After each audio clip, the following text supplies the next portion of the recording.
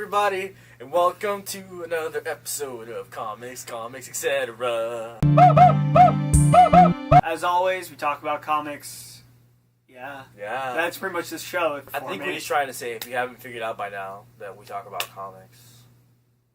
You should probably watch the other ones. We say it a couple times. It might help a little bit. Neither of us are going to be talking about it today, but if you're not picking up the current run of Batman Detective Comics with Brian Buccellato and Francis James Montopol, you should, because in the last issue, Batman and Harvey Bullock box, and it's fun, and this art is great, and it's amazing, and you should pick it up.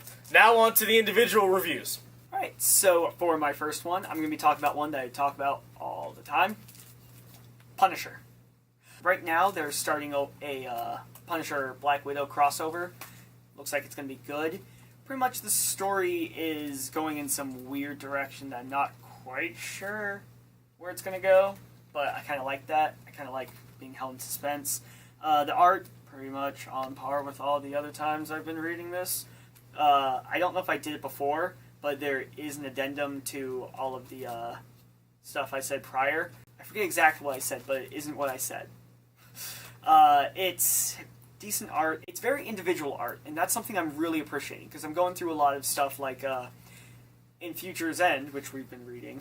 A lot of the art just looks so interchangeable with like anything else that DC's putting out, and they have that like streamlined like vision. But the individual style to this is amazing. Like I know I'm reading The Punisher when I'm reading it. I'm not reading like Captain America. I'm not reading this, and I'm not like, oh, is that who it is? Is that who that is? It's like, it's very clean cut. I know exactly who I'm looking at. This edition, this issue number 9 of Punisher is going to get 7 out of 10. Could have had more, but definitely had some decent like fighting. Punisher did some awesome stuff. Black Widow did awesome stuff. If you have been keeping up with it, and, well, if you haven't, spoiler alert, Crossbones is in it right now, and he does some awesome stuff. Just good times. Good times. What's going on, guys? Alright, for my first review, I'm going to do Flash Gordon.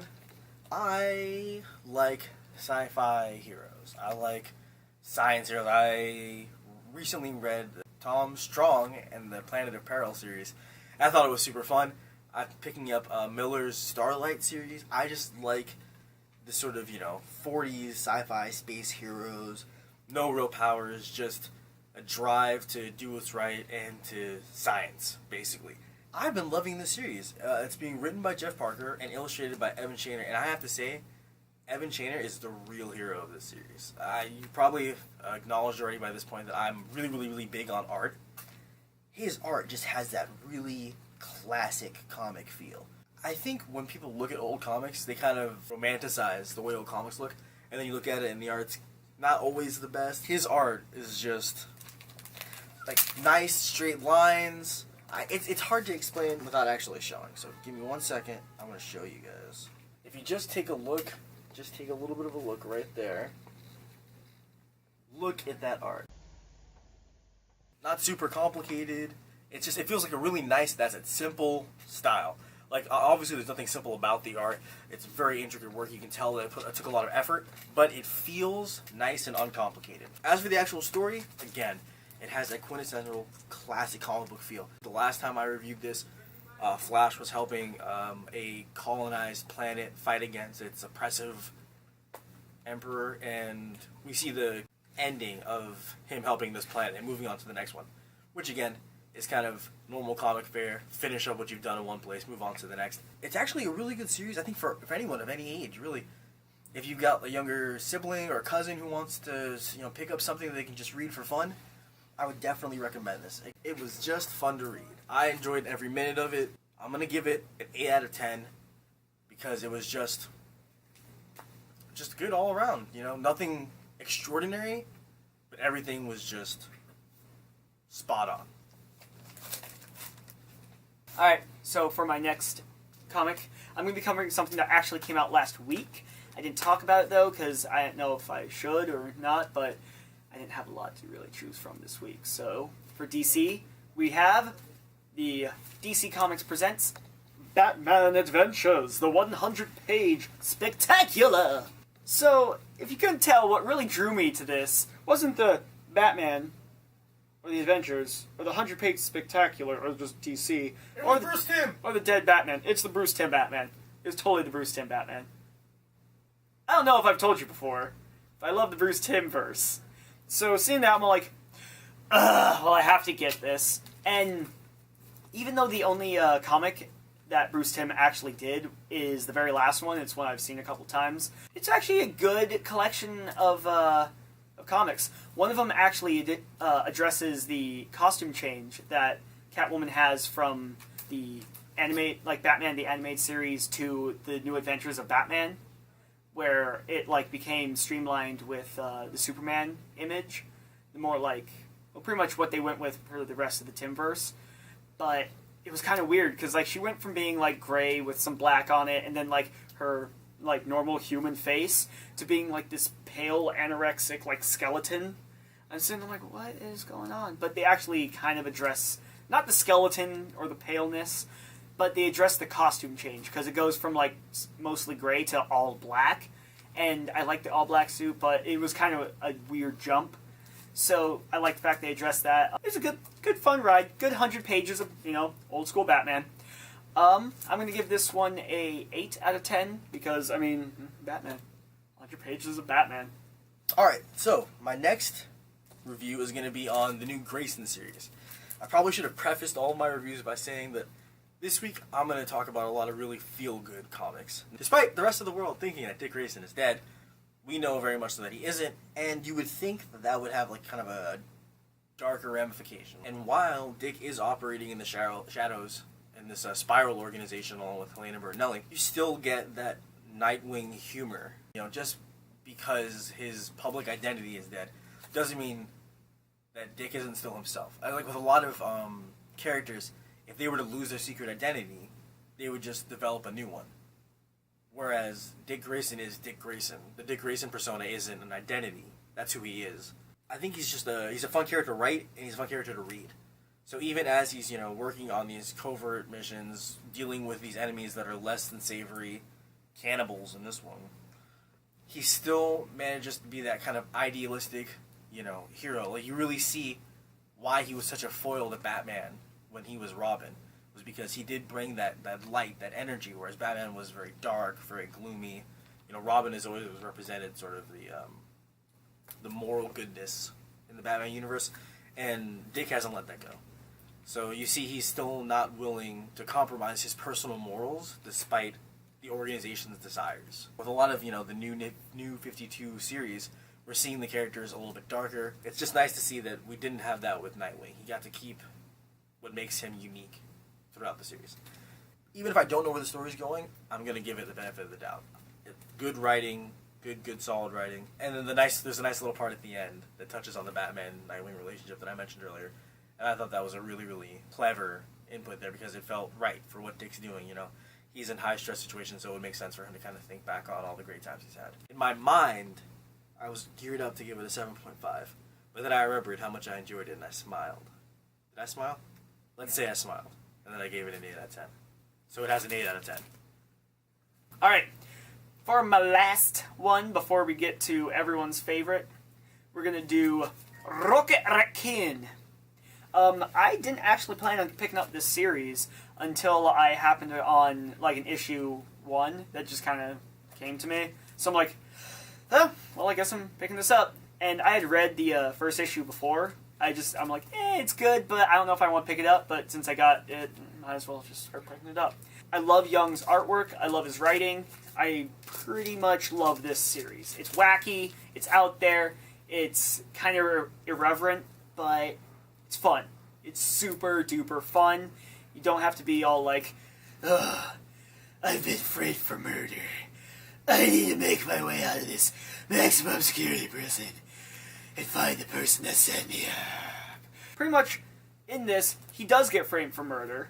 He does go to a maximum security prison, and at the end of this issue, he gets attacked by a fleet of ex-girlfriends. I do mean that literally. It is going to be a wacky, insane, fun ride. You will love it, because I love it. I give this one a 9 out of 10 because it could improve. And once it improves, it'll get my 10. I mean, there's nothing I can say to improve it. It's just, it can keep going up. And if it can keep going up, it hasn't hit the pinnacle. So, 9 out of 10 for Rocket Raccoon now. I hope you enjoy Young's art. Alright, and then for my last one, I'm going to take a page out of Mr. Hueth's book and review an issue from last week. Now, I don't normally pick up this series, The Adventures of Superman, but I saw the art. Oh my god. I literally didn't pay any attention to who the artist is. It's Evan Shaner, who was also the artist for Flash Gordon. That's why I liked it so much. I didn't even realize. I kept thinking, the style looks so similar between these two series. I'm a fool. It's no wonder. I enjoyed it so much. I like that cover. Old school Superman, which I think is awesome. And the whole point of this Adventures of Superman series has been to give writers an opportunity to write Superman outside of continuity. And Ron Mars, who wrote this series, or wrote this issue, just gave us what almost feels like a timeless Superman episode. It was nice to see, old costume Superman acting like the Superman I grew up on. And what was also great about this issue was that almost kind of a Iron Giant and Superman mashup. Either way, we get Superman and the robot interacting, and you find out that the robot is related to Superman's history. One of the biggest themes of Superman is that feeling of loneliness. The last son of Krypton. And so for a second, even though it's a robot, he has a brother. And obviously, it's a one-shot. Nothing ends well in Superman's universe.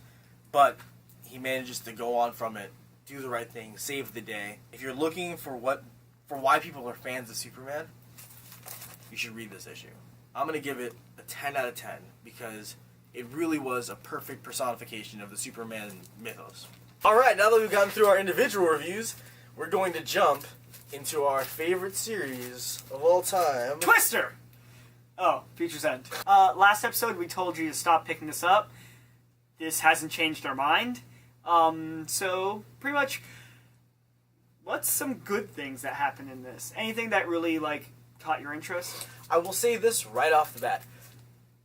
This was actually not a bad issue, but I feel like it's a little too late. Lois, who's, doing all of this investigating, which is what she does, finally happened upon a very interesting clue relating to the Earth 1, Earth 2 war.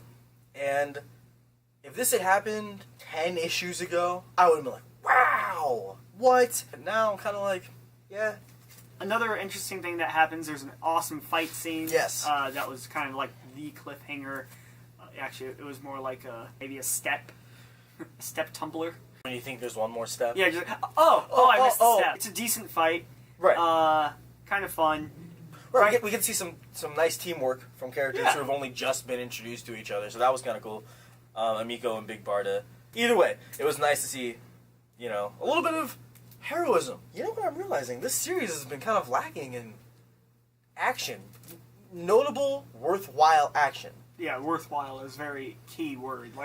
There's action here and there, but it doesn't seem to serve a bigger purpose. It's just kind of like, action scene, so you don't get bored. It's like, it's too late. I'm already bored. That's right. There's a page with not Tim Drake, one page where he's like, "Hey, the police yeah, brought this necklace back." Yeah, we just spent 2 pages on this. Right? You could have done this off camera. Again, it just felt... Oh, he lied to her.